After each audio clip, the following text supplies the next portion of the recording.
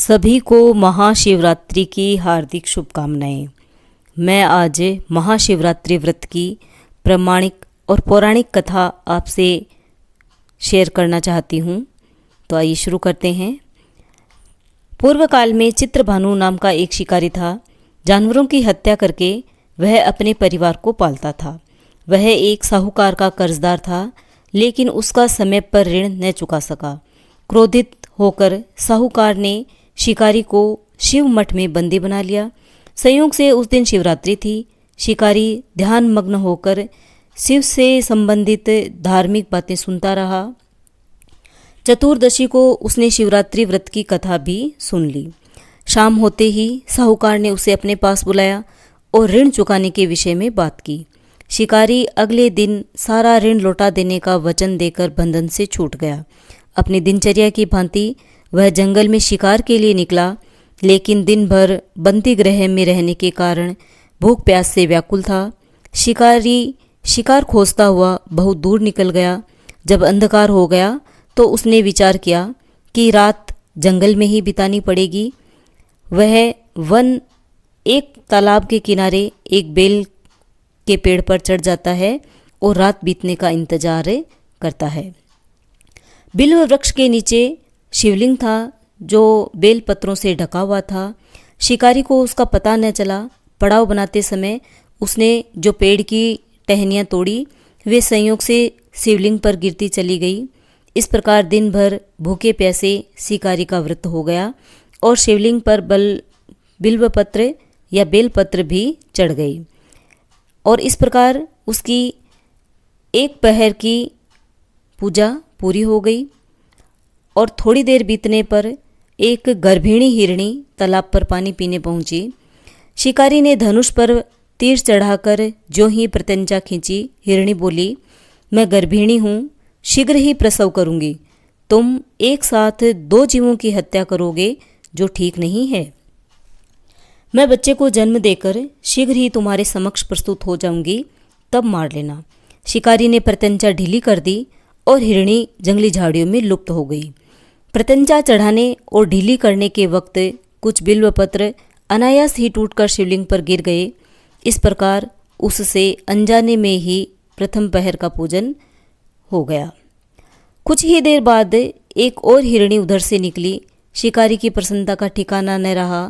समीप आने पर उसने धनुष पर बाण चढ़ाया। तब उसे देख हिरणी ने विनम्रतापूर्वक कहा, हे शिकारी, मैं थोड़ी देर पहले ऋतु से निवृत्त हुई हूँ, कामातुर विरहिणी हूँ, अपने प्रिय की खोज में भटक रही हूँ। मैं अपने पति से मिलकर शीघ्र ही तुम्हारे पास आती हूँ। 2 बार शिकार को खोकर उसका माथा ठनका। वह चिंता में पड़ गया। रात्रि का आखिरी पहर बीत रहा था। इस बार भी धनुष से अलग होकर कुछ बेलपत्र शिवलिंग पर जा गिरे और इस प्रकार उसकी दूसरे प्रहर की पूजा भी पूरी हो गई। तभी एक अन्य हिरणी अपने बच्चों के साथ उधर से निकली। शिकारी के लिए यह स्वर्णिम अवसर था। उसने धनुष पर तीर चढ़ाने में देर नहीं लगाई। वह तीर छोड़ने ही वाला था कि हिरणी बोली, हे शिकारी, मैं इन बच्चों को इनके पिता के हवाले करके लौट आऊंगी, इस समय मुझे मत मारो। शिकारी हंसा और बोला, सामने आए शिकार को छोड़ दूं, मैं ऐसा मूर्ख नहीं। इससे पहले मैं 2 बार अपना शिकार खो चुका हूँ।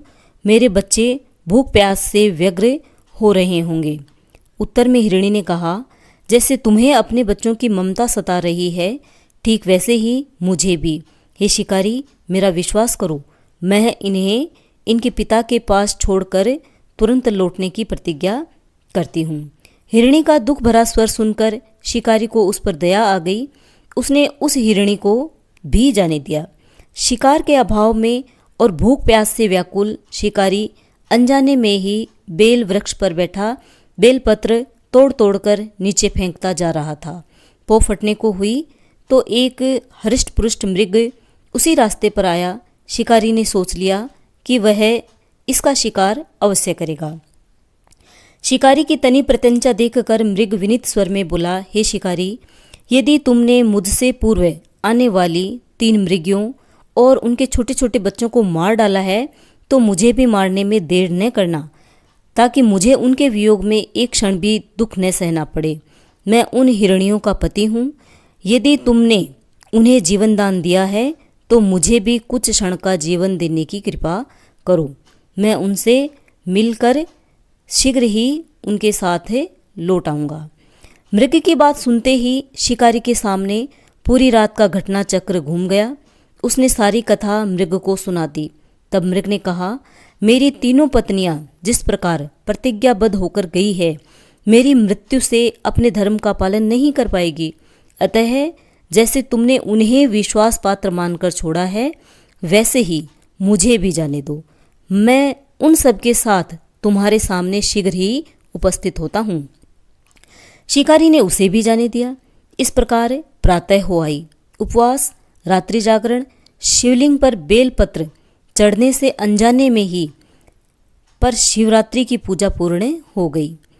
अनजाने में ही की हुई पूजा का परिणाम उसे तत्काल मिला। शिकारी का हिंसक हृदय निर्मल हो गया। उसमें भगवत शक्ति का वास हो गया। थोड़ी ही देर बाद वह मृग परिवार शिकारी के समक्ष उपस्थित हो गया ताकि वह उनका शिकार कर सके, किंतु जंगली पशुओं की ऐसी सत्यता, सात्विकता और सामूहिक प्रेम भावना देखकर शिकारी को बड़ी ग्लानि हुई। उसने मृग परिवार को जीवन दान दे दिया। अनजाने में शिवरात्रि के व्रत का पालन करने पर भी शिकारी को मोक्ष की प्राप्ति हुई।